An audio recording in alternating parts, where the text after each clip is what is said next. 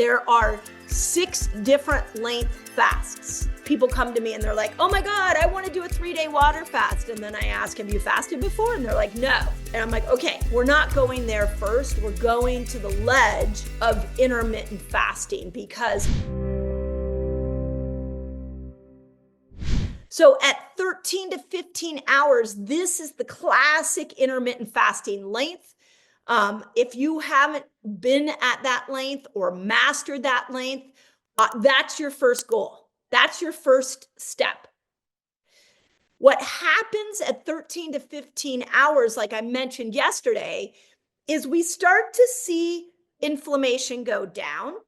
We start to send a message to the body that it needs to burn fat to make a ketone. We start to see growth hormone go up, which growth hormone is a prerequisite to all other hormones. It's a very powerful hormone. So you start to see growth hormone go up for both men and women. And if you are making ketones somewhere between 13 to 15 hours, ketones will go up into the brain and they will turn off hunger and they will start to make you feel a little more peaceful. Now, what's going to happen when you switch over into the fasting window is, for some of you, it's really uncomfortable. But what I want you to know is that fat built, when you switch over, it is built off of a key principle in the body called hormetic stress. Hormetic stress is a good stress. And when you get a hormetic stress moment, what happens is your body goes, whoa, we're under stress. I'm going to need to go ahead and build myself stronger. And in that stress, it actually will repair itself so much more efficiently. One of the major problems that we have in today's society right now is everything has gotten way too comfortable for us.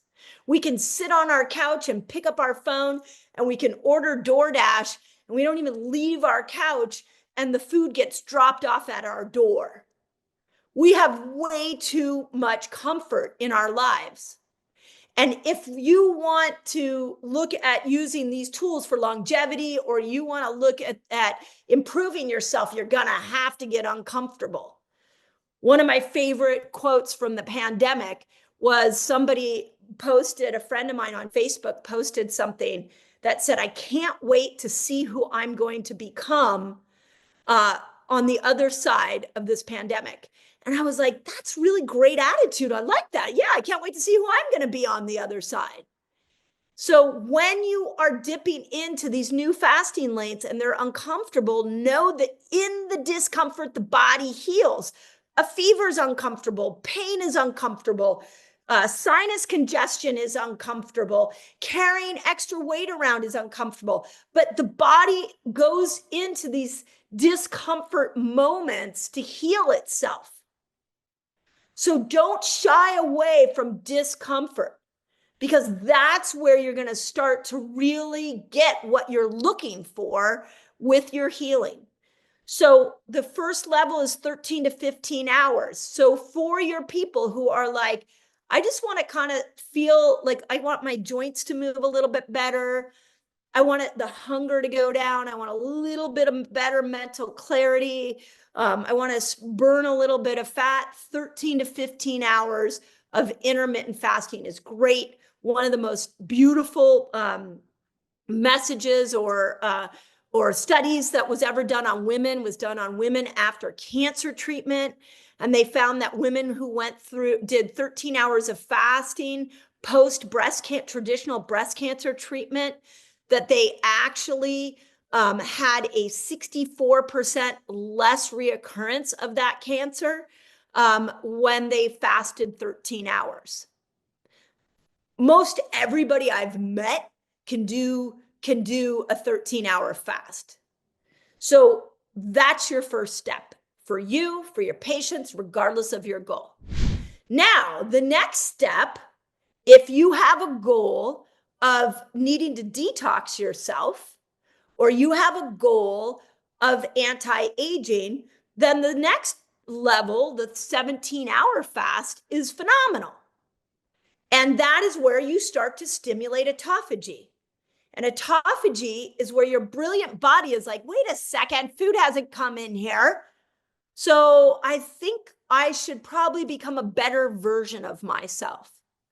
With autophagy, what we know is that when you trigger autophagy inside a cell, the intelligence inside that cell looks around and says, hey, wait a second, there are some problems in this cell. We've got some intercellular parts that aren't working. We've got some bacteria and viruses that shouldn't be here. We're going to need to make this cell better. So it starts to clean the cell up and make it a better cell. And it starts at 17 hours. Now, a study I quote a lot, and a lot of you have heard me say this, is what we learned in COVID, which was that at 17 hours of fasting, when you stimulate autophagy, viruses do not have their own energy system. So when you go into a state of autophagy at 17 hours and switch over from that sugar burner into that fat burner place, and a virus comes into a cell in a state of autophagy, that virus cannot replicate. So if you have a cell that's saturated with glucose and the virus comes into a glucose riddled cell, the virus is like, woohoo, food. And it eats all the glucose and then it spits out of that cell and it replicates. This is what we should have done during COVID, is we should have taught everybody to switch over into their fat burning system and to start to stimulate autophagy so our own intercellular parts could have healed everybody. I have proven this study over and over and over again. When I found out I had COVID, I tested positive on a Sunday morning. I tested myself every single day. I fasted, and by Thursday, I tested negative. I then took all the things I'd learned about autophagy and shutting down viral replication. I taught every one of my patients. I taught my online community, and every single person who put themselves into 17 hours of fasting or longer saw that they moved through COVID so much quicker because there was nothing for the virus to munch on. So when we are in this place of autophagy, we shut down viral replication. Okay, check this out. I have a free fasting guide for you all. It's free. And it's going to teach you all the basics of fasting. It's going to teach you how to kill hunger when you fast, which is really cool. And it's going to show you how to break your fast, among many other things. All you got to do is click on the link below and enjoy. 24 hours is where the intestinal stem cells start to reboot themselves.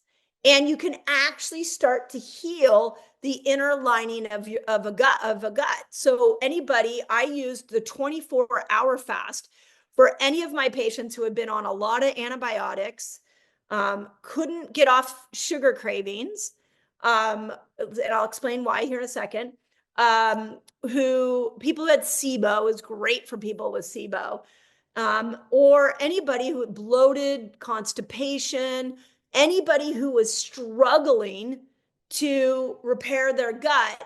We would start I would have them switch over into a fasted state and do a 24-hour fast anywhere from once a week to 3 times a week, depending on how severe their gut problems were. And honestly, what I noticed was that once I did that, my patients didn't need supplements.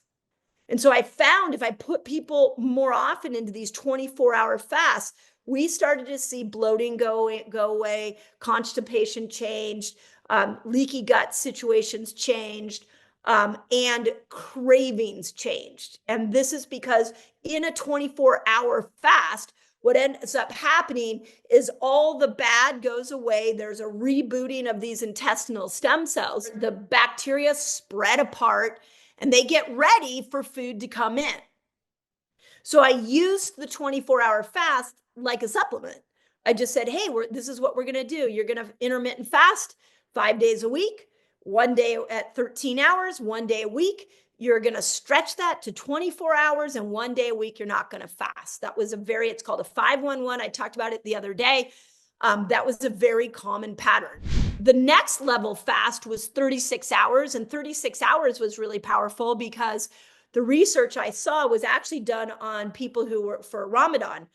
And for Ramadan, what the research showed was that a lot of people were doing 24 hours, and that when they did that over time, they ended up actually unsticking their weight. So if those of you that read chapter 2 in Fast Like a Girl, what I put in there was a study where they looked, and it was both men and women, and they looked at doing 36 hours of a fast and then 12 hours of eating, and then 36 hours of fasting and then 12 hours of eating. And they did that over a 30-day period, and they found that people who were weight loss resistant finally lost weight. And the place they lost the most weight in was their belly, which is where everybody wants to lose weight. So when I read that study, I started throwing 36-hour fasts at people who were really weight loss resistant. So if that's you, you may need to train yourself to get into this 36-hour state so that you can just unhook your weight. Some of you may only need to do it once. 48 hours was resetting your dopamine receptor sites. And what was interesting on that one is the research showed that when you put a person into a 48-hour fast, that you are putting them into a dopamine deprived state. Okay, we're back at a hormetic stressor. So if you put somebody in a dopamine deprived state, what ends up happening is the dopamine system in the brain starts to repair, and new receptor sites show up. New dopamine, they're called D2 receptor sites, show up. So your brain actually fixes the dopamine system and makes new receptor sites so that when you are ready to eat again, you actually have more receptor sites available for you to enjoy that food. Now, I looked at that study mixed with other studies that were showing that people who are obese often require more food to get the same emotional high because they have been using food to be able to give them a dopamine hit. But dopamine is the neurotransmitter of more. It is not the neurotransmitter of enough. So this is addiction. This is why people are food addicted. They get some dopamine. They're like, oh my God, that feels so good. Let me go get more. But the next time they need more of it. And now the next thing they know is that they're eating more. And one bag of potato chips turns into 2 bags of potato chips. And it just keeps snowballing. And one of the ways you break that cycle is you put them into a 48-hour fast. And now you've rebooted the whole system.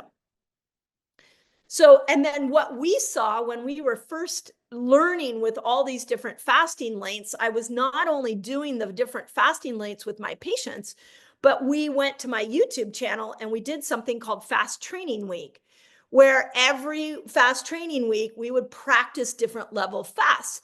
And so one of the fasts that we practiced was this 48-hour fast, because I wanted to see how everybody did.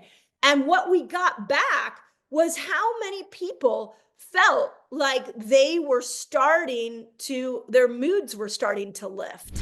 So it's a beautiful fasting length for food addiction, for depression, to just reset yourself so that you're sensitive to dopamine again. You want to dive into autophagy more?